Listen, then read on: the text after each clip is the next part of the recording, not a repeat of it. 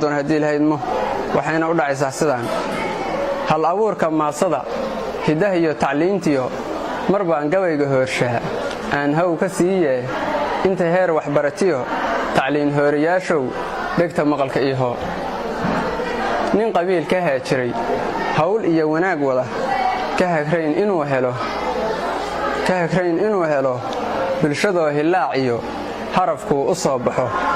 halgan intuu u mari karo haadaama oga dhaca waa ninkaan ka hari jirin hanka saaray barashada har iyo hiirta waaberi iyo goor xamiin dhexe heeryaa isaarane dadka aan hogaanshee halkee baan u dhigayaa hurdo seexan mahayee heeryaa isaarane horay baan u wadayaa allow hadima iga dhowr ku fakara had iyo jeer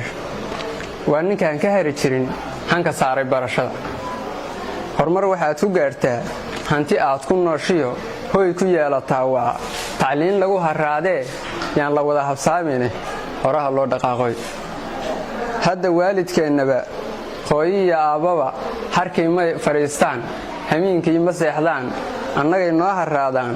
horumarsaan ku gaarnee waxay u halgamahayaan hadafkooda ma ahane haleelaha ka cahayay naftooday u hurayaan inaan habsaanno ma ahane waa inaan ka hibannaa barashada hannaaniyo helin loo maraa jira macallimayn hagaagsani maamul hiigsimaad badan oo hawsha fuliyo hiil iyo ku tarahoo marna aan habsaamayn halka laga helahayaa hooygii tacliintiyo waa hormuud swale hadalkayga qaabile